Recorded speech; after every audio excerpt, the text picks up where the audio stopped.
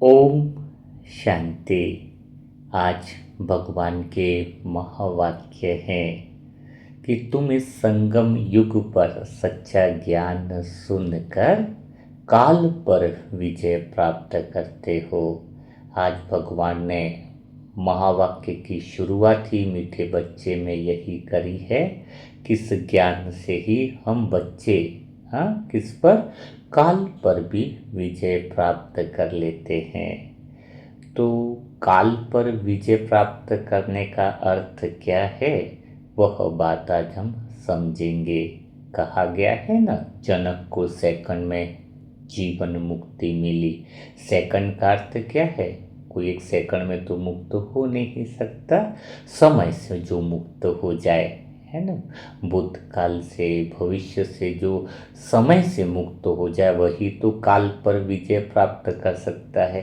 काल यानी समय, और जब तक हम समय में हैं अर्थात शरीर और मन के विचारों में उलझे हुए हैं, आत्मा के सत्य को नहीं पहचान रहे हैं। क्योंकि जब हम अपने जीवन को देखते हैं कि पूरा जीवन का अनुभव कितने समय का रहा, तो आप बहुत कम देख पाओगे, पूरा याद भी नहीं कर पाओगे कि आपने क्या क्या अनुभव किया। अगर पूछें तो कुछ भी नहीं बता पाओगे, क्योंकि वो समय के पार चला जाता है। कई बार आप सपना देखते हो तो बहुत बड़ा दिखता है कि कहाँ से कहाँ चले गए, कहाँ से कहाँ चले गए, है ना। तो कई बार बहुत बड़ा अनुभव दिखता है, कई बार बहुत छोटा दिखता है। तो हम समय से जब पार चले जाए, है सेकंड हैंड खुशियों से पार चले जाए, तो सेकंड में जीवन मुक्ति है। ये जो दुनिया का नकली सुख, नकली शांति है, जो हम भ्रम बनाकर बैठे हैं, तो आत्मा के उस सत्य का अनुभव कर ले हम। यही सत्य है कि जन्म शरीर का होता है। मैं जन्म से पहले भी हूँ और मृत्यु के बाद भी हूँ। मैं जन्म को भी देखने वाला हूँ और मैं मृत्यु को भी देखने वाला हूँ। शरीर का जन्म होता है, शरीर का बर्थडे होता है, आत्मा का बर्थडे तो सदा काल के लिए है ना, वो तो सदा ही है। तो आज हम समझेंगे कि हम उस काल से पार कैसे चले जाएं, कौन सी ऐसी विधियां अपनाएं जो हमें जीवन के अंदर कालातीत बना दे। क्योंकि आज दुनिया में कोई भी इंसान कितना भी बड़ा है, चाहे पैसे वाला हो, चाहे कोई किसी भी तरीके का हो, तो उसको मृत्यु का भय बहुत आ जाता है। थोड़ी सी बात में शरीर का दर्द है या कोई और बात हो गई तो मृत्यु के भय से ही इंसान आगे नहीं चल पाता है। लेकिन हम बच्चे हैं जो सत्य कालातीत यानी आत्मा के सत्य केंद्र का अनुभव कर पाते हैं। तो चलो आज हम देखेंगे कि इस अनुभव को कैसे हम लंबे मतलब काल से दूर जाकर लंबे समय यानी सदा काल का अनुभव हम बना दें और इसकी गहरी समझ हम प्राप्त करें। तो आज इससे संबंधित हम जो है वह प्रश्न लेंगे। तो बड़ा ध्यान से सुनिएगा, क्योंकि सुनते सुनते ही श्रवण अगर अच्छे से कर लिया तो फिर दिल में उतारना बड़ा आसान रहता है। तो सबसे पहला प्रश्न हम लेते हैं कमला बहन का। कमला बहन पूछते हैं कि हमें समझ में आ गया है आत्मा के केंद्र में पहुंचना, सत्य के स्वरूप में हमें पहुंचना है, लेकिन ज़्यादा समय तक हम इसमें रह नहीं पाते हैं। थोड़ा सा समय योग किया है, बीच बीच में ऐसी अवस्थाएं आती हैं जब हम ऐसे सत्य स्वरूप में रह पाए, लेकिन लंबे समय तक इसी अनुभव में टिके रहें उसके लिए हमें क्या पुरुषार्थ करना चाहिए, कौन सी ऐसी विधियाँ अपनानी चाहिए। तो बहुत तो सुंदर प्रश्न है कमला बहन का। तो जैसे सत्य ज्ञान तो हम सभी आत्माओं को हो गया है ना, और बीच बीच में हम लोग आत्मा के सत्य स्वरूप का ही हम अनुभव भी करते हैं। तो इसके लिए डिस्टर्बेंस करने वाला कौन है जो लंबे समय तक कह रहे कि लंबे समय तक अनुभव नहीं होता है। हाँ, तो उसको पहले ये समझना होगा कि इसको डिस्टर्बेंस करने वाला कौन है। जैसे हमने कल भी सीखा समझा कि आत्मा के सत्य स्वरूप का अनुभव करने के लिए कौन सा, आत्मा के सत्य स्वरूप का अनुभव करने के लिए मन और शरीर की अनुपस्थिति जरूरी है। मन की अनुपस्थिति का अर्थ क्या समझा हमने, मन या तो वर्तमान में रहे या मन मर ही जाए। मन मरा हुआ ही हो गया ना, साइलेंस में गया तो मतलब उसका कोई रोल खत्म हो जाए, मन और शरीर का रोल खत्म हो जाए। और मन का रोल कब खत्म होगा, मन जिंदा कैसे रहता है, इच्छाओं से, तृष्णाओं से। जब तक मन में इच्छाएं हैं, कामनाएं जिंदा हैं, तो मन जिंदा ही रहता है। हाँ, और मन में इच्छाएं और तृष्णाएं कब बंद होगी, जब मन में परमात्म प्रेम भर जाता है, गहरे साइलेंस का अनुभव होने लगता है।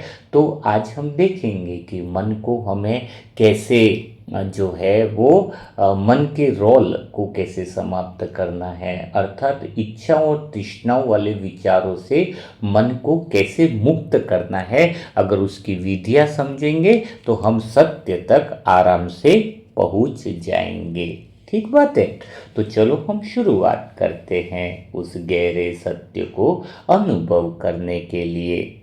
तो आप सभी लोग तैयार बैठे हो। हाँ, मन को अमन बनाने के लिए, मन को सुमन बनाने के लिए, मन को अपना बनाने के लिए। और अपने अपना का अर्थ तो जानते ही हो ना, जिसने मन को अपना बना लिया वो सदा केंद्र में रहता है। अपना का स्पेलिंग क्या है, ए का अर्थ क्या है, अकंप बना दो मन को, किसी भी परिस्थिति में डगमग न हो। पी मन क्या बताया, पी मन प्रेममय हो जाए, है ना, प्रेममय, जिसके अंदर भगवान का निर्मल प्रेम बहता रहे, है ना। तो यह प्रेममय है। तो एन का अर्थ है निर्मल, जिसमें कोई मेल न रहे। तो उस तरीके से जब हम कार्य करेंगे तो बहुत आसान विधि होगी, घंटों घंटों हम आत्मा के है वाले अनुभव में हम रह पाएंगे। तो सबसे पहले एक कहानी के द्वारा हम समझाएंगे कि मन का कैसे उस रूप में, मन को साइलेंस में हम आत्मा की यात्रा की तरफ कैसे लेकर के जा सकते हैं। तो अकबर के दरबार में आपने देखा होगा कि महान गायक रहते थे तानसेन, और सम्राट अकबर के नवरत्नों में से भी एक वो माने जाते थे। और जो तानसेन थे वो किसके शिष्य थे, तानसेन जो थे वो स्वामी हरिदास के शिष्य थे, है ना, जो महान थे, आध्यात्मिक संत थे, गायक थे। तो एक सुबह क्या हुआ कि अकबर की आंख जल्दी खुल गई। तो वह काफ़ी कोशिशों के बाद उन्हें वापस नींद नहीं आ रही थी। तो अकबर ने सोचा कि चलो बाहर थोड़ा हम घूम करके आते हैं। तो यमुना नदी के किनारे भी पहुंच गए। तो वहाँ पर उन्हें बहुत बड़ा सुकून मिला, ठंडी ठंडी हवा चल रही थी और नदी में सूर्योदय का दृश्य भी बड़ा मनोरम लग रहा था।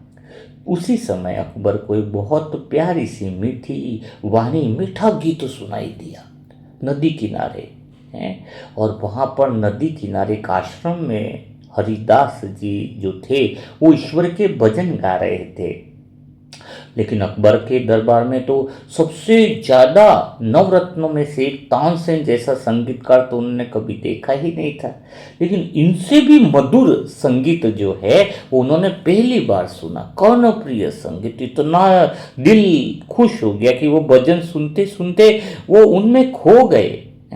तो वहां जाकर उन्होंने पता लगाया कि कौन गा रहे हैं। तो वहां पर पता चला कि वहां पर तो भजन स्वामी हरिदास गा रहे हैं और उनके चेहरे पर अलौकिक शांति है, परम आनंद के भाव हैं, और जिन्हें देखकर अकबर का दिल खुश हो गया। क्योंकि स्वामी हरिदास जो हैं वो ईश्वर की आराधना में बिल्कुल इस तरीके से खोए थे कि उनको यह भी नहीं पता कि अकबर आए हैं। महल में उसी गहरे अनुभव को वो संजय हुए वापिस दरबार की तरफ लौटते हैं अकबर और रास्ते में सोचते ही रहते हैं कि तानसेन के गायन में इतना जादू नहीं है जितना हरिदास जी के संगीत में वो दिव्य स्पर्श है, वो आनंद का स्पर्श है। तो इसका कारण क्या है वो समझ नहीं पा रहे थे। तो तुरंत ही उन्होंने तानसेन को बुलाया और तानसेन को बोला कि तुम गाते तो अच्छा हो, लेकिन जो नदी किनारे वाले जो गायक हैं वो उसकी तरह तुम नहीं गाते हो। वो तो उनका तो संगीत ही अलग है। तो पूछताछ करने पर वो हुलिया बताए तो तानसेन समझ गए कि वह तो स्वामी हरिदास हैं और वो उनके गुरु हैं। तो तानसेन ने कहा कि महामहिम इसका एक वजह है, इसका एक कारण है, क्योंकि मैं जो गीत गाता हूँ, मैं जो संगीत गाता हूँ वो सम्राट के लिए गाता हूँ, अर्थात आपके लिए गाता हूँ। और तानसेन को तो इसके बदले में सुविधाएं भी मिलती थी, रहने का आलीशान सुविधाएं और धन दौलत, है ना, नौकरी का जो भी कुछ सुविधा थी वो तानसेन को मिलती थी। तो तानसेन ने क्या कहा वो बात सुनिए। तानसेन ने कहा कि मैं तो सम्राट के लिए गाता हूँ, लेकिन स्वामी हरिदास तो सम्राटों के सम्राट के लिए गाते हैं। उनका संगीत अलौकिक इसलिए है क्योंकि वह परम पिता परमात्मा को समर्पित है। वेतन के लिए जो गाते हैं और ईश्वर के लिए जो गाते हैं उसमें अंतर तो जरूर होता है। वेतन के लिए जो सैलरी के लिए गाएंगे उनके मन में उतना उल्लास, उतना आनंद, उतना समर्पण भला कैसे हो सकता है जितना कि ईश्वर के लिए गाने वाले के मन में होता है। तो तानसेन तो वेतन, शोहरत और इनाम के लिए गाते थे और दूसरी तरफ स्वामी हरिदास जो ईश्वर की स्तुति के लिए पूर्ण समर्पण भाव से बिना किसी प्रतिदान के आशा से गाते थे। एक को गीत के बदले कुछ चाहिए था, दूसरे को कुछ नहीं चाहिए था। तानसेन अपनी नौकरी कर रहे थे और स्वामी हरिदास अपना तन मन समर्पित कर रहे थे भगवान के प्रेम में। तो संत हरिदास की जो उपस्थिति थी वो सही उपस्थिति मात्र से ही उनके द्वारा अलौकिक कार्य संपन्न हो रहे थे। तो पहली जो मन की शक्ति है, पहले मन को साइलेंस में ले जाने के लिए, आत्मा के सत्य को ले जाने के लिए आप डायरी में नोट कर दो, पावर ऑफ प्रेजेंस यानी उपस्थिति की शक्ति। कौन सी उपस्थिति की? खाली मन उपस्थित रहे, खाली मन उपस्थित हो जाए, सारे काम स्वतः हो जाएंगे, कुछ भी करने की जरूरत नहीं है। सूर्य खाली उपस्थित होता है, वो कभी कहता नहीं है कि मैं आ गया हूं तो सभी लोग उठ जाओ। सभी लोग सुबह उठ जाते हैं, खाली उपस्थिति से काम हो जाते हैं। भगवान भी खाली उपस्थित है ना, सूरज उग रहा है, सूरज की उपस्थिति में पौधे खिल रहे हैं, सब लोग अपने अपने काम करने लग रहे हैं। सूरज किसी को नहीं कहता है कि आप उठो ये करो। वैसे ही अगर खाली आप उपस्थित हो जाओ, अहंकार के विचार अनुपस्थित रहे, खाली प्रेजेंस हो जाओ। उपस्थित रहने की कला भी तो बहुत जबरदस्त होती है। जब हम ईश्वर के लिए गाते हैं, जब हम ईश्वर को कार्य समर्पित कर देते हैं, हमारा मन जो है वो दूसरों के सुखों में भी अपना सुख ढूंढता है, दूसरे को भी आनंद देना चाहता है, दूसरों के कल्याण की भावना सोचता है, अपने सुख से ऊपर उठ जाता है। आप सोचो, मन जब अपने व्यक्तिगत सुखों से ऊपर उठ जाता है तब यह स्थिति आ जाती है। आज व्यक्तिगत कर्म है या अव्यक्तिगत कर्म है उसको चेक करना होगा। अगर मेरे कर्मों में परिवार का ही स्वार्थ छिपा है, अपनों का ही स्वार्थ छिपा हुआ है और हम उनके लिए ही कर्म कर रहे हैं, पूरा दिन बस व्यक्तिगत व्यक्तिगत व्यक्तिगत, तो फिर ऐसा मन जो है वो ऊपर नहीं उठ सकता है। जो मन निस्वार्थ सेवा करना चाहता है, अपने व्यक्तिगत सुखों से ऊपर विश्व का कल्याण करना चाहता है, और वही चीजें रिटर्न आती है, कुदरत का नियम है।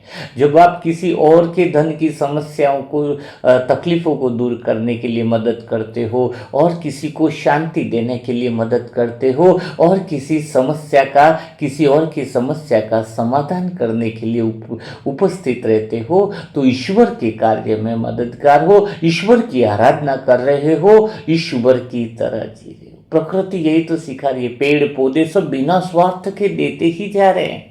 हवा हमें कोई फीस नहीं ले रही है, नदी पानी पिला रहा है तो वो फीस नहीं ले रहा है हमसे। हाँ, सूरज अपना प्रकाश दे रहा है तो बिल नहीं भेज रहा है ना, लाइट वाले तो लाइट बिल भेजते हैं। वो कितना प्रकृति हमें सिखा रही है। तो जब मन अपने स्वार्थों से ऊपर उठ जाता है तो स्वयं ही स्व में स्थित हो जाता है, स्वयं ही आत्मा के सत्य स्वरूप में स्थित हो जाता है। तो आज आप थोड़ा सा चेक करो कि आपके द्वारा होने वाले कार्य क्या व्यक्तिगत है या व्यक्तिगत है। आपका कार्य सेवा का रूप ले रहा है, यदि हाँ तो कैसे? चेक तो करो। तो यह पहली शक्ति है, पावर ऑफ प्रेजेंस की शक्ति।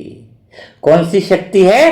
पावर ऑफ प्रेजेंस की शक्ति, कि आपका उपस्थिति किस चीज के लिए है। अगर आप निस्वार्थ सेवा में आपका मन उपस्थित हो जाए, निस्वार्थ सेवा में उपस्थित हो जाए, तो समझ लेना आपकी उपस्थिति से बड़े बड़े कार्य स्वतः ही हो जाएंगे। खाली आप मन में उस भावना के साथ उपस्थित रहो, सबका कल्याण हो, सबका भला हो, सब सुख पाए, सब आनंद में रहे, तो फिर देखना आपकी उपस्थिति मंदिर में विराजमान मूर्तियों का जो गायन है वह हो जाएगी। लेकिन आप उपस्थित किस तरीके से हो रहे हो? भाई का ऐसा हो, बच्चे का ऐसा हो, घर 3 गुना हो जाए, धन दौलत इतनी हो जाए, उसका ये हो जाए, उसका वो हो जाए। या तो रावण बने पड़े हो या कुंभकर्ण बने पड़े हो। रावण बने पड़े हो का अर्थ क्या है?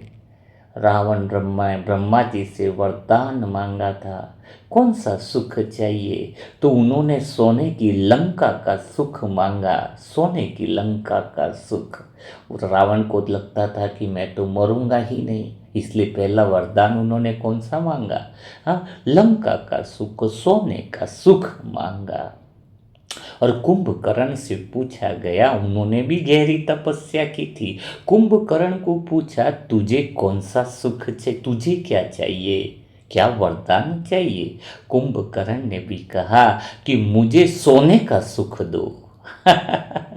सोने का सुख दो, और जब उठूं तो खाओ, भूख लगे तो दबा के खाओ और फिर सो जाओ। एक ने सोने का सुख मांगा और एक ने सोने की लंका का सुख मांगा। लेकिन विभीषण था, उसको पूछा तुझे कौन सा सुख चाहिए? तो विभीषण ने कहा मुझे इस सुख दुख से पार वाला सुख चाहिए।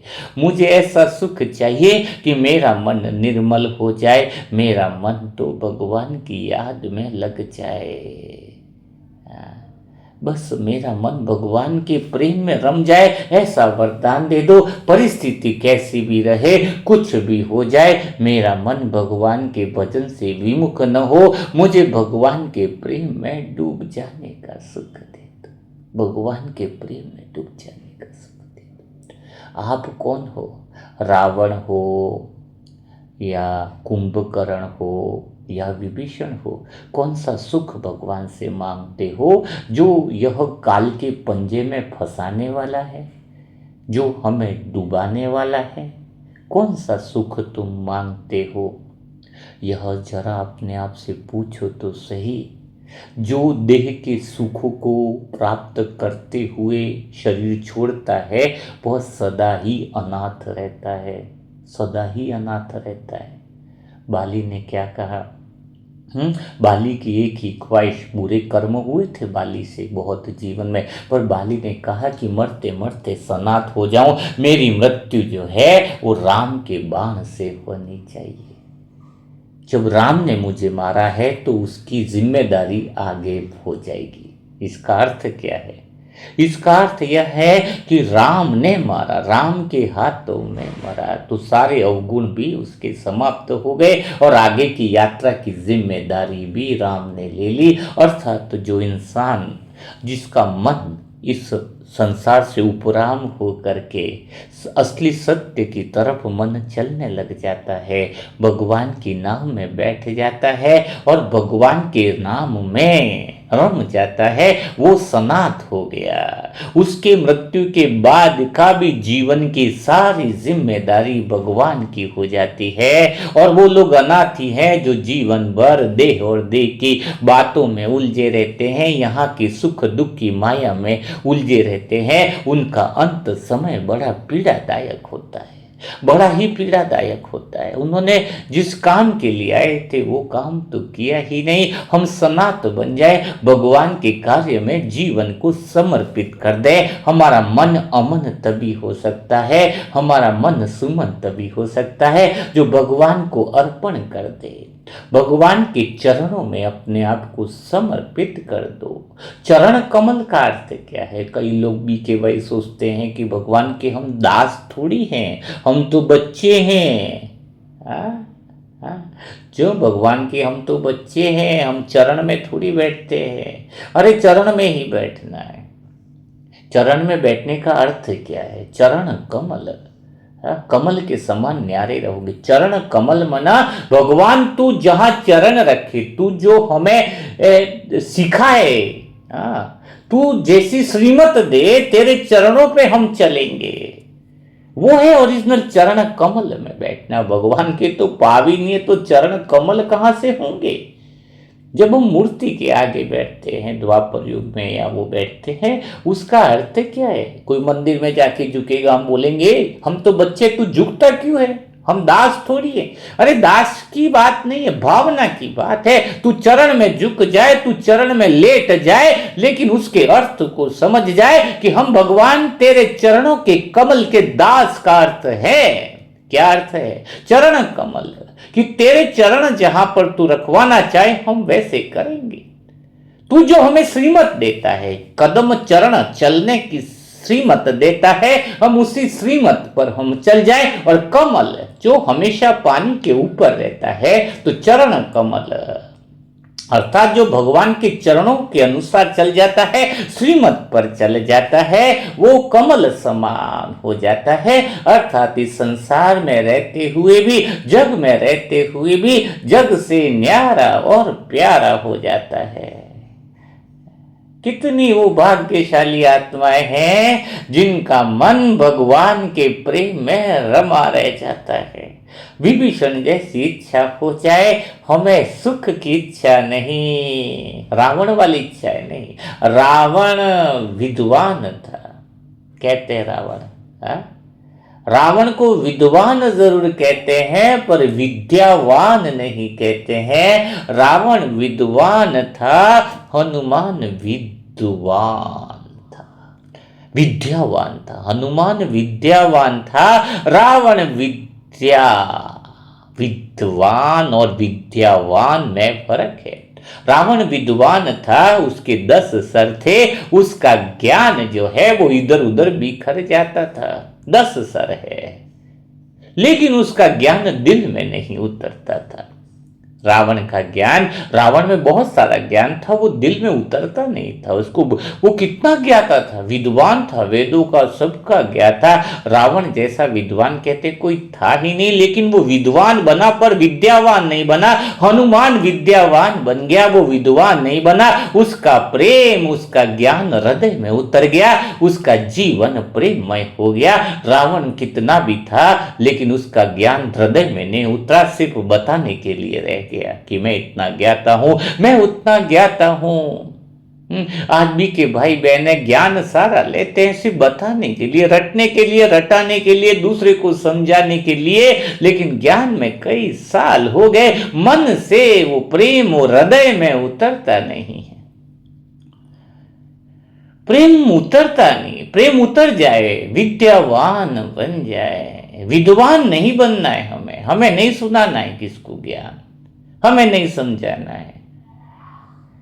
हमारे हृदय में उतर जाएगा तो हमारी उपस्थिति ही सारे काम कर देगी। हमारी उपस्थिति जैसे ईश्वर की उपस्थिति से सारे कार्य हो रहे, कुदरत अपना काम कर रही है, सूरज अपना काम कर रहा है, चंद्रमा अपना काम कर रहा है, हवा भी अपना काम करे, उनकी उपस्थिति ही काफी है। उनकी उपस्थिति से सारे काम हो रहे, हमारा मन हृदयमय हो जाए, प्रेममय हो जाए, भगवान के प्रेम में अर्पित हो जाए, अहंकार न रहे, मुख में न रहे, भेजे में दिमाग तक न रहे, दिल में उतर जाए। हृदय एक ऐसा अंग है शरीर का जो सबसे महत्वपूर्ण अंग है, महत्वपूर्ण अंग है।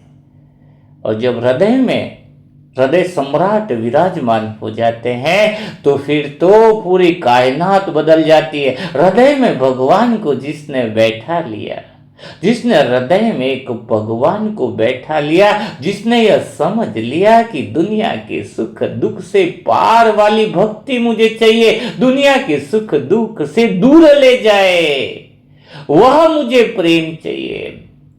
हे परमात्मा, मेरे मन को ऐसा निर्मल बना दे, मेरा मन को ऐसा कंप बना दे, मेरे मन में ऐसी मान्यताओं से दूर करके ऐसी समझ पैदा कर दे कि भगवान मैं तेरे मार्ग पर चलूं, तेरे प्रेम के अलावा और कुछ दिखाई न दे। यह भगवान से जो वरदान मांगता है, जिसके विचार इतने सात्विकता से भरे होते हैं, जिसके विचारों में इतनी शुद्धता वाली खुशबू रहती है, वह सत्य के केंद्र तक पहुंच जाता है, सत्य तक पहुंच जाता है, जहां अहंकार न रहे।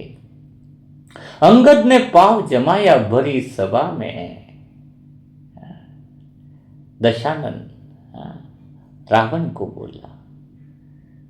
रावण ने कहा कि तू मेरी इज्जत का फालूदा बनाएगा। रावण ने कहा तू जानता है बंदर, उसको क्या बोला?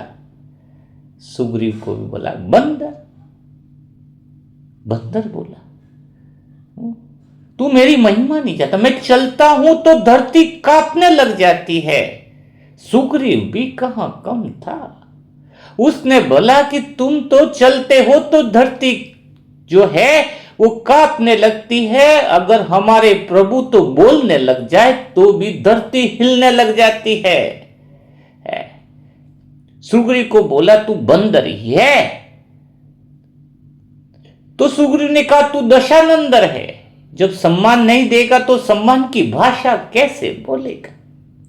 तो जब अंगद ने पाव जमाया धरती पर और कोई भी उसका पाव नहीं उठा पाया, तो जब रावण ने जब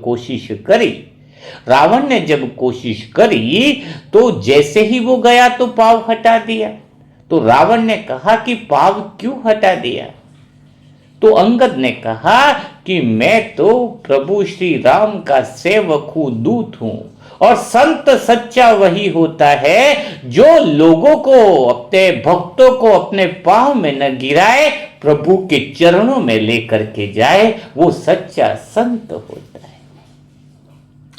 तो सुग्रीव के मन की बात क्या थी कि रावण उसके कदमों में न गिर करके प्रभु के पांव पकड़ ले, चरण में पकड़ ले।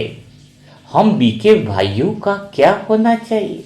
सूक्ष्म भी प्रशंसा का वो लोभ अहंकार नहीं होना चाहिए कि कोई मेरी वाह वाह करे, कोई मेरी बातें मेरे ज्ञान सुन करके बोले कि वाह भाई, वाह बहन, वाह दीदी, आप तो बहुत बढ़िया सुना रहे हो। उसकी बुद्धि हम में फंस जाए, वो हमें नमन करने लग जाए, वो न करा के सुग्रीव की तरह सुग्रीव ने बोला कि हे रावण, मैं तुझे अपने कदमों में लाने के लिए नहीं, तुझे तो भगवान के कदमों में जाना चाहिए। तो क्या हम भी सबकी बुद्धि भगवान में जोड़ रहे हैं या नहीं?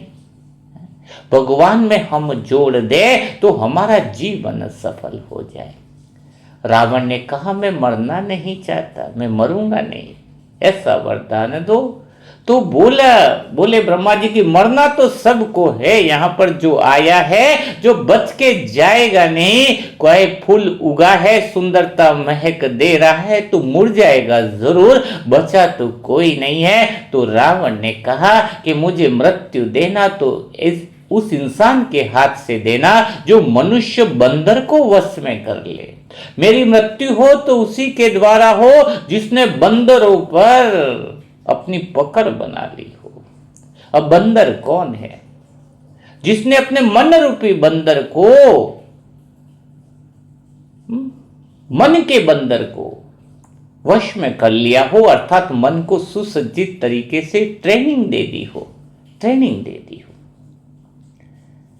अब बताओ, राम के पास बंदरों की सेना, अर्थात हम आत्मा राम है और हमारी सेना जो है मन रूपी बंदर, हम मन को इतना प्रशिक्षित कर दे, हनुमान बना दे उसको कि वो सारे संसार में, सारा विश्व का विनाश यानी सोने की लंका की आग अर्थात अहंकारों की आग हो जाएगी। सारा दुनिया में विनाश का दृश्य अर्थात परिवर्तन शुरू हो जाए, परिवर्तन शुरू हो जाए। तो हमें मन कैसा बनाना है? मन ऐसा अमन बना है। तो पहली विधि तुम्हें समझ में आई हो जब तुम्हारी इच्छा असली हो कि मन प्रभु को अर्पित हो जाए, मन प्रभु के विश्वास में लग जाए, सच्चे प्रेम में चला जाए, चाहे यहाँ के सुख और दुख से पार जाने की इच्छा हो, तो मन सत्य के केंद्र पर पहुंच जाता है, सत्य में रम जाता है। मन को एक श्रवण करने की आदत हो जाती है और कोई उसे कुछ दिखाई नहीं देता है। प्रभु की भक्ति के अलावा उससे कुछ भी अच्छा न लगे तो समझ लेना कि वो जीवन में वो उस स्टेज पर पहुंचने की तैयारी कर रहा है। एक घर में एक बालक का जन्म हुआ। बालक का जन्म होते ही उसके मां ने शरीर छोड़ दिया। कुछ टाइम हुआ, 6 साल का हुआ, उसके पिता ने भी उसका शरीर छोड़ दिया।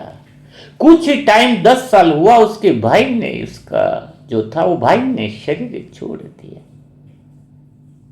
वो सोचता बच्चा कि मैं कितना अभागा हूं, जन्म होते ही मां चली गई, जन्म होते ही थोड़े टाइम बाद भाई चला गया, फिर पिता चले गए और थोड़े समय के बाद वो अंधा हो गया। आंखों से उसे कुछ दिखाई नहीं देता, आंखों से कुछ दिखाई नहीं देता। लेकिन उसके जो दूसरे थे, उनके पापा के जो भाई थे, बहू थी, तो वो उसका ध्यान रखते थे, उसका ध्यान रखते थे, केयर करते थे उसकी। इतनी सारी घटनाएं हो गई थी और उसके आंखों में प्रॉब्लम हो गई, अंधा हो गया। लेकिन उसकी एक बड़ी जबरदस्त इच्छा रहती थी कि जहां सत्संग हो जाए वो चला जाता था। सत्संग उसको इतना प्यारा लगता था, कथा उसको इतनी प्यारी लगती थी कि पूछो मत। बस घर वालों ने सोचा कि उसके अंदर एक चीज बहुत अच्छी है कि बस वो सत्संग सुनता रहता है, कहीं फालतू बैठता नहीं। कोई जहां भी सत्संग हो जाए, बस सत्संग उसको कथा मिल जाए तो बस दीवाना हो जाता। एक दिन दूर गांव में कथा हो रही थी तो उसकी भाभी उसको खाने का दे देती थी और वो चला जाता। तो एक दिन बहुत बारिश हो रही थी, बोले कि सत्संग हो रहा है लेकिन तू मत जा क्योंकि आज बारिश है, आज तूफान है, मना कर दिया। तो भी उसके अंदर एक जिद बैठ गई कि नहीं मैं तो जाऊं। तो आज तो बारिश है, यूं करके उन्होंने, भाभी ने खाना भी नहीं बनाया और पूरा दिन सत्संग में लग जाता था, कथा होती थी। और कथा करने वाले जो महान संत थे वो सोचते थे कि आज भी वो भाई आएगा, उसका जो प्रेम था कथा के प्रति वो बड़ा ही अलग दिखता था। भले वो अंधा है लेकिन उसका प्रेम बड़ा गजब का था। फिर भी वो क्या किया, वो निकल पड़ा बस में, बेटा तो गलत जगह पे उतर गया, पता ही नहीं जहां उतरना था उस दिन गलत जगह पे उतर गया। भीड़ ज्यादा थी, नीचे उतरा, आगे गया, थोड़ा जंगल जैसा रास्ता हुआ, वहां पर एक खड्डे में, गहरे खड्डे में गिर गया।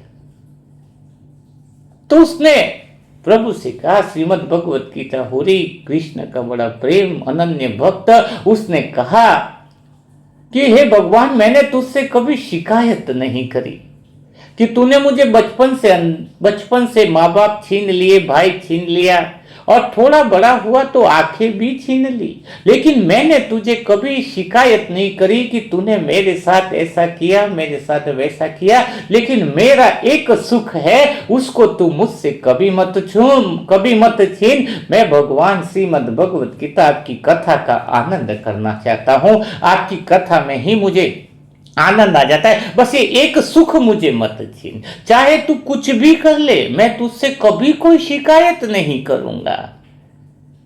और अचानक एक भाई आता है, प्रकट होता है। वो कृष्ण ही होते हैं जो प्रकट होते हैं। और वो कहते हैं, भाई तू कहां गिरा हुआ है? बोले, वो मुझे मदद करो, मुझे कथा में पहुंचना है। और वो हाथ से खींच कर बाहर लाता है।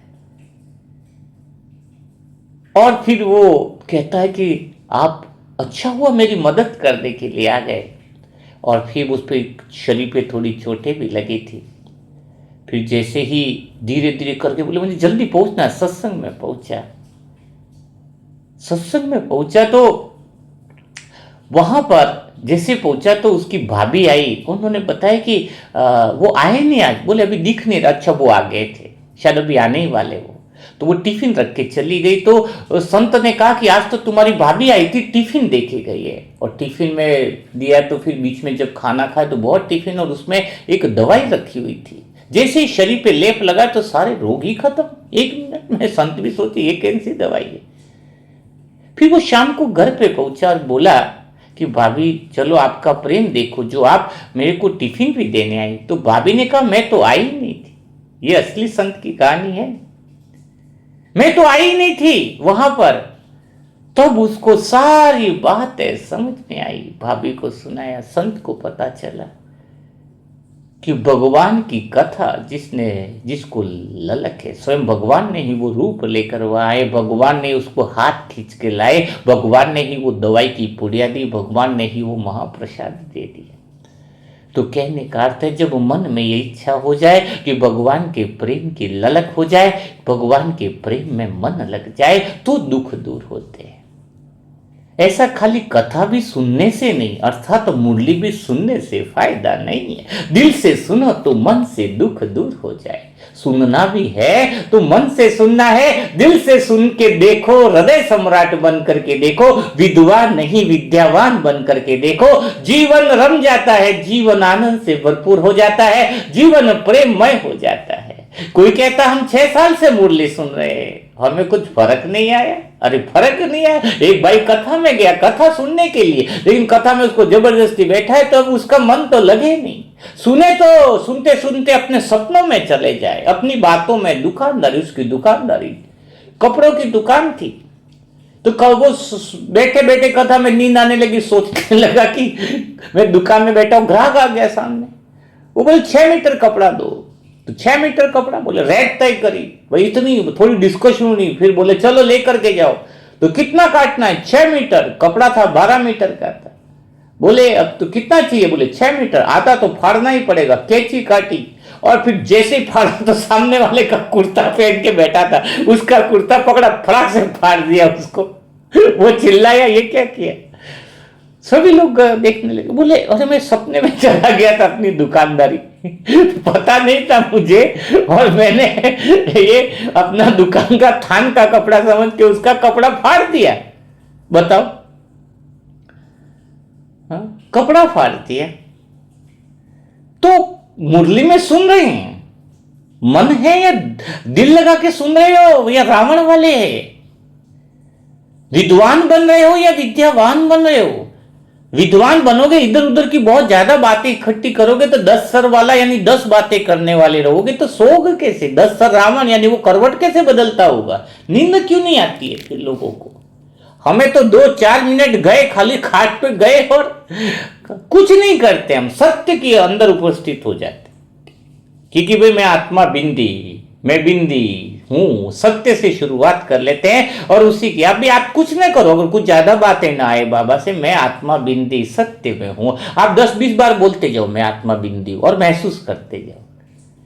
पहले दिन होगा 20 बार 50 बार, धीरे धीरे दूसरे दिन तीसरे दिन, पर वो परमानेंट सोने का सिस्टम बन जाएगा। ऐसा लगेगा कि तुम गहरी उस सत्य के केंद्र में जो सो जाता है, उसके जन्म जन्मांतर की शरीर की थकान दूर हो जाती है। अगर कोई सोते समय उसका अंतिम विचार सत्य का हो जाए तो पूरी रात वो योग में गिना जाता है। अंतिम विचार भगवान के प्रेम में हो जाए, मैं आत्मा बिंदी, सत्य स्वरूप, मैं आत्मा बिंदी, मैं आत्मा बिंदी, खाली बिंदी हूं, पॉइंट हूं, सत्य हूं।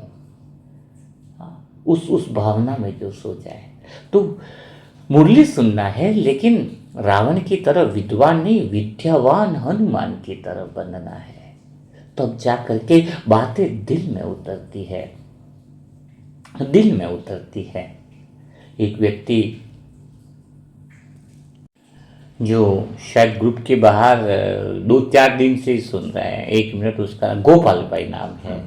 हाँ, उसने कल पूछा था, चलो उनके प्रश्न को मिले, तो वो कहते कि विचार दिल में उतरे कैसे उनका प्रश्न था कि विचार दिल में उतरे कैसे। वो तो विचार दिल में उतरेंगे तब जब हम ये समझ पाएंगे, जब हमारे अंदर थोड़ा सा परखने की शक्ति होगी। जैसे देखो, एक कहानी से आपको समझाता हूँ, तो कहानी से क्या थोड़ा अच्छे से समझ में आ जाता है। एक व्यक्ति के पास खजाना था, थोड़ा सा खजाना उसको मिल गया था, सोने के सिक्के उसको मिल गए थे। तो उसने क्या किया कि मैं उसको जमीन में खोद देता हूँ। एक मटका लिया और उसको जमीन में खोद दिया और जमीन के अंदर उन सोने के सिक्कों को डाल दिया। लगभग 8-10 साल हो गए। उसका दिल किया कि क्यों ना मैं एक बार खजाने को चेक कर लूं। मुझे ज़रूरत तो 20-30 साल बाद की है, लेकिन मैं उसको चेक कर लेता हूं कि मेरा खजाना है तो सही ना, पूरा बराबर तो है। तो उसने रात के समय वो मटका निकाला और मटका निकाल के चेक किया। तो चेक करने पर वो सिक्के चमकदार जो सोने के थे, लेकिन कुछ सिक्के जो थे वो थोड़े से धुंधले दिखाई दिए। उन सिक्कों की चमक कुछ अच्छी नहीं लग रही थी। तो उसके दिल में ख्याल आया, उसके अंदर शंका आई कि ये जो सिक्के हैं कुछ गड़बड़ वाले हैं, कुछ सिक्के उसमें गड़बड़ वाले हैं जिसकी चमक कम लग रही है। तो उसने सोचा कि मैं इन सिक्कों को कल चेक करवाऊंगा और देखूंगा मैं कि कौन सा सिक्का जो कम चमक वाला है उसको जरूर चेक कर पाऊंगा, कहीं गड़बड़ तो नहीं है, और उसको अलग करके रख दूंगा और जो ओरिजिनल है सिक्के उसी को अंदर रहने दूंगा। तभी अंदर के मटके के अंदर खराब सिक्के जो कम चमक रहे थे, उन्होंने सोचा ये तो गड़बड़ हो जाएगी, हमें तो बाहर निकाल करके ये भाई तो फेंकने की तैयारी कर चुका है, तो हम भी कुछ ऐसी नकली चमक बना लेते हैं इनके बीच में, जिससे कम से कम जब छटनी होगी तो पता नहीं चलेगा इसको। तो नकली सिक्कों ने भी अपनी चमक बढ़ा दी, नकली चमक थी पर चमक बढ़ा दी ताकि वो उसको निकाले नहीं। और फिर जैसे ही वो भाई ने मटके से सिक्के निकालने शुरू करे, छटनी शुरू करी, लेकिन सब सिक्के चमकदार दिख रहे थे, सिक्के चमकदार दिख रहे थे। तो गिनते गिनते बाहर निकलते एक सिक्का नीचे गिर गया। तो नीचे गिरा तो छटाक की आवाज आई, बोले अलग ही आवाज आ रही है, छटाक। तभी वो सिक्का लेने का दूसरा सिक्का फिर गिर गया, उसमें टन की आवाज आई। वो बोले ये दोनों सिक्कों की आवाज अलग अलग कैसे, एक की आवाज आई छटाक और एक सिक्के की आवाज आई टन। वो उसको पता चल गया ओरिजिनल सिक्के टन वाले हैं, डुप्लीकेट सिक्के छटाक वाले हैं जो लोहे जैसी आवाज कर रहे हैं। तुरंत उसने सिक्के निकाले और फटाफट चेक करने लग गया किसमें छटाक की आवाज है और किसमें टन की आवाज है। तो सिक्कों को पता चल गया, इसको तो परखने की शक्ति आ गई है, तो वो परख पा रहा है, वो डिवाइड कर पा रहा है, चेक कर पा रहा है। क्या प्रतीक है इस बात का? मटका कौन है? शरीर रूपी मटका हमारा ही है। उसमें हमारे विचार कौन से हैं? कुछ तो छटाक वाले विचार हैं, कुछ टन वाले विचार हैं। तो जब हम सब समझ पाए, क्या समझ पाए, ये विचार इतने मिले हुए हैं, नकली नकारात्मक विचार जो चाहते हैं जो असली दिखाना चाहते हैं, जो हमें भ्रम में डालते हैं, जो हमें भ्रम पैदा करते हैं, उस नकली विचारों से पार चले जाए। उसको आप खाली परख लोगे तो वो समाप्त हो जाएंगे, खाली समझ जाओगे, खाली खाली पहचानना है तुम्हें और कुछ नहीं करना है। तो शरीर रूपी मटके के अंदर जो विचार छटक वाली आवाज वाले हैं उसको समझो, और कौन से टन आवाज कर रहे हैं। तो हमारा मन क्या होगा, ये मन की दूसरी पावर है। पहली तो प्रेजेंस ऑफ माइंड बता, उपस्थिति ही काम कर जाएगी। मन की उपस्थिति सिखाए ना, जो भगवान के कार्य में समर्पित हो जाए, अंत समय भी ईश्वर के कार्यों में समर्पित है, वो पहली बात बताई थी। दूसरी बात आपको कौन सी बताई? विद्वान और विद्यावान की बात बताई। तीसरी बात यह है, गोपाल भाई जो आप पूछ रहे हो ना, तो विचारों को छटनी कर दो तो नकारात्मक विचार स्वतः ही गायब हो जाएंगे। जैसे आप परख लोगे और उसमें इंटरेस्ट लेना बंद कर दोगे। एक ने बोला कि एक रास्ते पे व्यक्ति जा रहा है, तो वो गाय को रस्सी पकड़ के जा रहा है, तो सब बोल रहे हैं कि ये गाय जो है ना, कितना ये इंसान ने पकड़ रखा है, गाय को आराम से पकड़ रखा है, कितना कंट्रोल में चल रही है गाय, कितना कंट्रोल में जा रहा। इंसान जा रहा है तो वो गाय भी पीछे तो जा ही रही है, वो रस्सी पकड़ रखी और जा रही है। बोले इंसान के पकड़ में कितनी गाय चल रही है, वही तो हमारा मन है कि वो पकड़ के चल के जा रहे हैं। एक साधु शिष्यों से बात कर रहा था, वो देखते हुए कि देखो वो इंसान है, उसने गाय को जैसे लेके जा रहा है, रस्सी पकड़ के लेकर के जा रहा है। तो शिष्य ने बोला कि ऐसा ही तो हमारे मन को भी होना चाहिए ना। गुरुजी से पूछा, तो गुरुजी गए और क्या किया, वो रस्सी थी वो काट दी। जैसे रस्सी काटी तो गाय दौड़ के भागी। अब क्या हुआ, गाय दौड़ी तो वो भी भागा उसके पीछे के पीछे। जो मालिक था चिल्लाने लग गया, हम रस्सी क्यों काट दी, ये गाय तो रस्सी को काटती तो भागती है। अब गाय भागे, गाय आगे और इंसान पीछे। तो जो हम समझ रहे हैं, जो हम देख रहे थे कि इंसान ने भले रस्सी बांध रखी है गाय को, और हम सोच रहे थे कि इंसान के कंट्रोल में है गाय, और इंसान जहां चल रहा है गाय उसी के अनुसार चल रही है। लेकिन जैसे ही रस्सी छोड़ी तो गाय तो आगे चली गई, क्योंकि वो उसके साथ खुश नहीं थी, वो स्वतंत्र रहना चाहती थी। बताओ, तो वही हालत हमारी मन की है। मन ने हमें बांध रखा है या हमने मन को बांध रखा है? जब हम एक्चुअल में हम ही मन में बन गए हैं, हम नकारात्मक विचार की रस्सी, और जो बुरे विचार हैं और जो कुछ ऐसे सुख सुविधाओं के विचार है उसमें हम इंटरेस्ट लेने लग गए। लोगों की बातें, पड़ोसियों की बातें निंदा करने, खराब लकीर पे लकीर खींचे जा रहे हैं हम। एक्चुअल में इंटरेस्ट हमारा है, दोष मन को दे रहे हैं। आत्मा जब मन के भावों में उतर जाती है, मन के विचारों में इंटरेस्ट रखने लग जाती है, तो बंध जाती है वो। और मुक्त तभी होंगे जब इस बंधन से हम मुक्त होंगे, हम खुद उसमें रुचि लेना बंद करेंगे, मन के विचारों में रुचि लेना बंद करेंगे। तब मन जो है वो हमारा अमन बनेगा। तो समझ में आया गोपाल भाई जी? अभी हम कर क्या रहे? एक राहगीर को बहुत प्यास लगी, बहुत प्यास लगी, तो इतना प्यास लगी थी बेचारा परेशान हो रहा था। दूर दूर तक कोई दिखाई नहीं दे रहा था। थोड़ा सा आगे गया तो एक भव्य भवन दिखाई दिया, बहुत भव्य भवन, उसमें खुली खिड़की थी, द्वार भी खुला था, तो वो अंदर चला गया। उसने सिर झुकाकर वहां पर बैठे हुए जो मालिक था उसको बोला कि थोड़ा पानी पिला दोगे क्या, प्यास लग रही है। वो बोले, हम पानी पिलाने के लिए मैं बैठा हूं, क्या मेरे पास कोई दूसरा कोई काम नहीं है? वो बोले, बाबूजी 2 घुट तो पानी पिला दो। तो उस अभिमानी व्यक्ति ने कहा कि अभी क्या बोलेगा, अरे इधर कुआं होगा पास में, उधर होगा, उधर चले जाओ। अरे बाबूजी प्यास लगे, खाली 2 घुट पानी तो बोल रहा हूं। फिर वो बेटा, चल बैठ जा, पानी पिलाता हूं।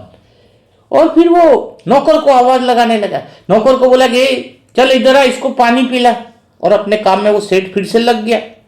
और नौकर को बोला, जाए भाई पानी पिलाने के लिए ला। नौकर को बोला, नौकर को भी 15-20 मिनट हो गए, जे 15-20 मिनट हो गए, वो आया ही नहीं। अब वो बोला उसको, पानी वाला जिसको पानी पियाना, भाई जी थोड़ा आप ही इंसान बन जाओ, आप ही पिला दो। तो कहने का अर्थ क्या है? घर के बाहर लिख लेते, पहले लिखते थे ना, शुभ आगमन, अतिथि वेलकम भव, ऐसा पहले लिखा जाता था। अभी परिभाषा बदल गई है इस कलयुग में, है। अब भवन के बाहर क्या लिखा जाता है? बिना इजाजत के अंदर आना मना है। ये ऐसा जीवन हो गया हमारा। अब ये नहीं लिखते हैं सुस्वागतम ने, वेलकम ने, आओ अतिथि वेलकम, अतिथि देवो भव, वो बदल गया टाइम। अभी क्या लिखा जाता है? बिना इजाजत आना अंदर मना है। शब्द बदल गए हैं अब। अभी तो किसी के भवन के द्वार पर लिखा होता है कि कुत्ते से सावधान। हालांकि उसमें रहते आदमी है, फिर भी एक सज्जन ने कहा कुत्ता काहे को पालते हो तुम?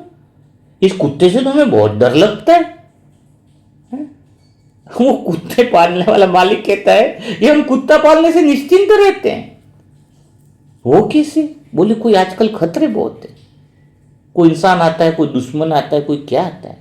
जमाना बड़ा खराब है, कौन कब कौन आक्रमण करे, इसलिए कुत्ता पालना जरूरी हो गया है। पर हम सोचने लग गए कि कितना नैतिक पतन इस संसार में हो गया, फिर भी तुम्हारा मन कैसे लग रहा है इस दुनिया में? आज आदमी आदमी से डर रहा है और आदमी आदमी से की रक्षा कुत्ता कर रहा है, और फिर भी हम अपने को आदमी कहते हैं, मानव कहते हैं। देवता बनने की तो छोड़ो, इंसान कहलाने के लिए भी अभी दुनिया लायक नहीं बची। तो सोचो जरा, आज इंसान क्या कहता है? किसी को कल पूछा भाई कहाँ रहते तुम्हारे, अच्छा तुम कैसे चल रहे? बहुत बढ़िया। और तुम्हारे मम्मी पापा कहाँ हैं? कहाँ रहते? बोले माँ बाप तो हमारे साथ ही रहते। वाह रे बात, गजब, बड़ा मकान बना लिया। अभी बोलेंगे पूछे माँ बाप कहाँ रहते? तो मेरे साथ रहते हैं। अच्छा बचपन में किसके साथ रहते थे? तो बचपन में तो माँ बाप के साथ रहते थे। छोटे थे तब क्या बोलते थे? 10वीं 12वीं कहीं पर भी है, जॉब नहीं लगा तब तक क्या बोलते थे हम? कि हम माँ बाप के साथ रहते हैं। और अब इंसान के बोल में ही क्या आ गया? माँ बाप हमारे साथ रहते। अरे भाई माँ बाप तुम्हारे साथ कैसे रहने लग गए कि तुम माँ बाप के साथ रहने लग गए? सोचो जरा, शब्दों में ही भावना झलकने लग गई है। क्योंकि आज इंसान को सब कुछ आ गया। चिड़ियों की तरह आकाश में उड़ना आ गया है, पनडुब्बियों की तरह पानी के भीतर उतरना भी आ गया है, पर अवज भी आदमी की तरह धरती पर रहना नहीं आता। ये कैसी विडंबना है। इसीलिए अभी जो है वो परमात्मा हमें सिखा रहे, वरना भगवान की आने की जरूरत ही क्या पड़ती। सोचो जरा, सोचो जरा। इसलिए कहा जाता है कि प्रेम और विश्वास ही दो एक पंख है जो मन को सत्य तक उड़ा करके लेकर के जाते हैं। सत्य तक जब प्रेम है ना, वो कुछ भी कर सकता है। एक एक हाथी था, सम्राट का प्यारा हाथी था। वो कहते हैं ना कि हाथी और कुत्ते की तो दुश्मनी होती है, लेकिन हाथी वहाँ पर खाना खाता था अपनी सूंड में, तो कुछ उसका खाना गिर गिर जाता था नीचे जमीन पर। वो कुत्ता था उसको खा लेता था। तो हाथी को ज़्यादा उसको दिल आ गया उस कुत्ते पर, बड़ा अच्छा लगा। तो जानबूझ के ज़्यादा ज़्यादा खाना नीचे गिराने लग गया, हाथी गिराने लग गया। तो वो कुत्ता जो था वो और खाता और मजा था। इस ऐसा करते दोनों की गहरी दोस्ती हो गई। इतनी गहरी दोस्ती हो गई कि कुत्ता जो था वो हाथी के साथ ही रहने लग गया। हाथी कभी उसको सूंड पे बैठा था, कभी पीठ पे बैठा था, और बड़ा मजा आता। उसके महावत जो था उसके दिल में ख्याल आया कि रास्ते में जा रहे थे एक दिन, हाथी कुत्ता भी ऊपर बैठा हुआ साथ में। तो एक ने कहा कि भाई कुत्ते को बेचोगे क्या? तो बोले कुत्ते को, बोले सर कुत्ता क्या काम आ रहा है? बोले इतना पैसा दूंगा। इतना पैसा दिया तो कुत्ते को बेच दिया। अब कुत्ता अलग हाथी अलग हो गया। कुत्ता बहुत उदास रहने लग गया। उधर कितना भी उसको प्यार कर रहा है, उसका मालिक कुछ भी कर रहा है, लेकिन कुत्ते को मन नहीं लग रहा है। और हाथी को इधर कितना भी कुछ कर रहा है, हाथी भी खाना नहीं खाए। सम्राट ने देखा कि मेरा प्यारा हाथी खाना क्यों नहीं खा रहा है, खाना क्यों नहीं खा रहा है। सब कुछ उसको अच्छे अच्छे खाना दे रहे, फिर भी वो उदास रहने लग गया। तो फिर पता लगा कि क्या कारण है। तो पता चला कि उसके जो दोस्त बना था कुत्ता, उसको महावत ने बेच दिया। तुरंत गांव में ढिंडोरा पिटवाया और पता लगा कि वो कुत्ता किसने लिया। जिसने भी लिया है तुरंत आकर के वापस दे, उसको अशरफियाँ मिलेंगी।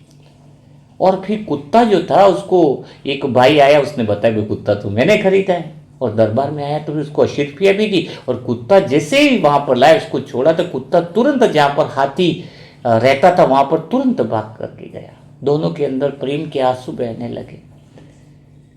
तो समझो जो हाथी और कुत्ता जिसको कहते हैं कि दुश्मनी होती है, तो दुश्मन भी प्रेम से मित्र बन सकते। अगर प्रेम में इतनी ताकत है, प्रेम में बहुत बड़ी ताकत है। जिस प्रेम में जो आत्मा डूब जाती है, जिसको प्रेम ही सब कुछ लगता है, प्रेम के अलावा कुछ समझ में नहीं आता है, सबको बस बिना स्वार्थ से, अपने स्वार्थों से ऊपर उठ करके निष्कामता से प्रेम करता है, उसकी सारी लकीरें मिट जाती है। तो बस जरूरत किस बात की है कि हमारा मन प्रेममय हो जाए। मन को एक ही रस्सी से हम बांध सकते हैं। अगर मन को प्रेम और भक्ति, भगवान के प्रेम की लगन लग जाए, तो वह सत्य के केंद्र में न्योछावर हो जाती है। मन अर्पित हो जाती है, समर्पित हो जाता है। मन जब समर्पण हो गया, यानी क्या है, मन हार गया तो जीवन में हारमोनियम बजने लगता है। हारमोनियम यानी ऐसा ट्यूनिंग, ऐसा संगीत, ऐसा वाद्य जो प्रकृति को बहुत अच्छा लगता है, जो दुनिया को बहुत अच्छा लगता है, सबको सुंदर लगता है। हमारे शरीर के द्वारा फिर मौन से उठे हुए विचार जो हैं वो ऐसे दुनिया में अभिव्यक्त होते हैं कि सारे संसार के लोग जो है वो हमें पसंद करते हैं, हमें पसंद करते हैं। बड़ा आनंद आ जाता है, बड़ा मजा आ जाता है। यही तो बात है। तो मन हारे तो शरीर हारमोनियम बने, ऐसे सुर निकाले जो दुनिया उसमें मन मग्न हो जाए, प्रेम मग्न हो जाए। जैसे हरिदास बताया था ना कि मन ईश्वर में समर्पित हो गया तो अंदर से निकलने वाले भाव, विचार, भावनाएं, शब्द सब अलौकिक होता है। चेहरा दिव्य बन जाता है, चेहरे पे अलौकिक सुंदरता, ईश्वरीय चमक जो है वो दिखने लगती है। तो आज काफ़ी सारी बातें मिली होंगी आपको, काफ़ी सारी बातें समझ में आई होंगी कि मन को कैसे हम जो है सत्य की तरफ लेकर के जा सकते हैं। बहुत आसान है। आज काफ़ी सारी विधियाँ हैं। देखना है अंदर विचार, दिन भर अभ्यास करो कौन से छटाक वाले हैं, कौन से टन वाले विचार हैं। और मन में विद्वान नहीं बनना है, विद्यावान बनना है।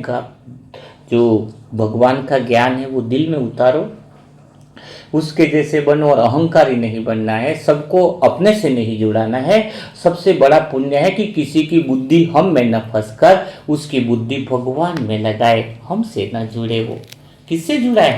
हम भगवान से जुड़ाए। जैसे रावण बताए ना, अंगद के पाँव में नहीं पड़ना है। उसने बोला कि तुम्हें तो भगवान के चरणों में जाना है। तो ये काफ़ी सारी समझ जो है आज आपको मिली है, उसी समझ का अभ्यास करो तो जीवन जो है वह बहुत सुंदर बन जाएगा। और 6 दिन तक हमने जीवन में भगवान से जो भी काम किया है, जो भी भगवान ने हमें शिक्षा दी है, तो भगवान के से हम एक ही वरदान कल भोग में मांगेंगे। हाँ, कल भोग लगेगा ना बाबा का, तो एक ही भोग में इच्छा रहेगी कि भगवान हमारे मन को प्रेममय बना दो, हमें सुख दुख से पार वाली जिंदगी दे दो। लोग तो सुख की इच्छा मांगते हैं या फिर ये दुख है तो दूर हो जाए, वो उसी में अटके पड़े हैं ना। तो आज जरूर है तो कल जरूर भगवान के भोग के टास्क में ज़रूर निमित्त बने, ताकि हमारा मन जो है वो अमन बन जाए, समर्पित हो जाए और भगवान के द्वारा वो हारमोनियम हमारे शरीर के द्वारा उद्गार, वो अभिव्यक्ति होने लगे। तो कल फिर हम मुलाकात करेंगे ऐसे दिल छू जाने वाले नई मुरली मंथन के साथ, नई बातों के साथ। तब तक के लिए सभी भाई बहनों को ओम शांति, ओम शांति, ओम शांति।